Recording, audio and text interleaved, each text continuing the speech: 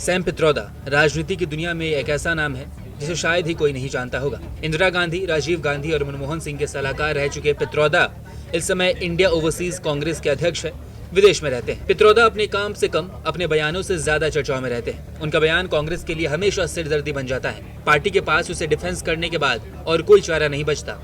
एक बार फिर सैम पित्रोदा ने अपने बयानों से कांग्रेस की मुश्किलें बढ़ा दी है। चुनावी समय में सैम पित्रोदा ने अपने ताजा बयान में विरासत टैक्स की वकालत की है। उन्होंने अमेरिका में इस टैक्स के लागू होने की बात करते हुए इसे रोचक बताया है। विवाद बढ़ता देख सफाई तो दे दी है, लेकिन अब तक देरी हो चुकी है।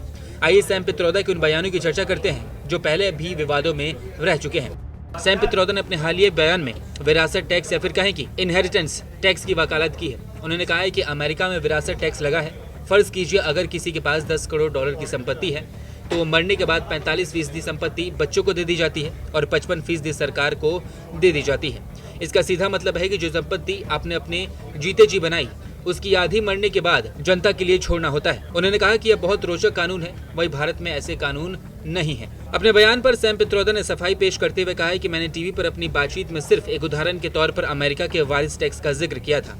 क्या मैं सच बता भी नहीं सकता? मैंने ये कहा था कि इस तरह के मुद्दों पर लोगों को चर्चा और बहस करनी चाहिए। इसका किसी भी पार्टी, कांग्रेस समेत किसी भी नीति से कोई लेना देना नहीं है। उन्होंने कहा था कि 55% टैक्स लगाने की बात किसने कही थी? भारत में ऐसा करने की बात किसने कही थी? बीजेपी और मीडिया घबरा क्यों रही है? भाजपा की तरफ से अमित शाह ने लोगों से सैम पित्रोदा की बात को सीरियसली लेने की अपील की है। उन्होंने कहा है कि उनकी छिपी हुई योजनाएं सामने आ रही हैं, लोगों को ध्यान रखना चाहिए और कांग्रेस को अपने घोषणा पत्र से सर्वेक्षण का उल्लेख वापस ले लेना चाहिए। उन्होंने कहा कि हमारी प्राथमिकता अल्पसंख्यकों की नहीं है, हमारी प्राथमिकता गरीब, दलित, आदिवासी और पिछड़े वर्ग है। असम के मुख्यमंत्री और वरिष्ठ भाजपा नेता हेमंत विश्व शर्मा ने पोस्ट के साथ साक्षात्कार का एक वीडियो साझा किया कि परिवार सलाहकार बीज फैला रहे हैं। उनका इरादा आपकी मेहनत की कमाई की संगठित लूट और वैध लूट है।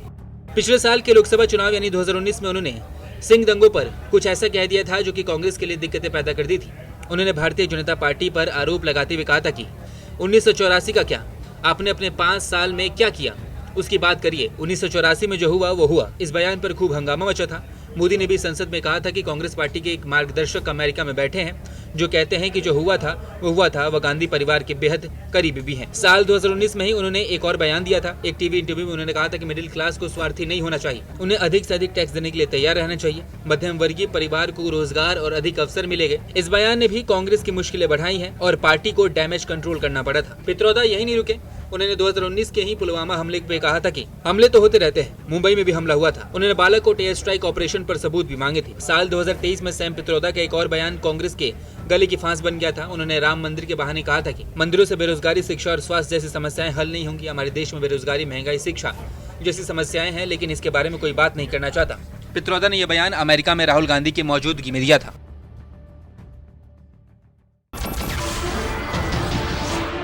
नमस्कार, मैं हूं मानक गुप्ता।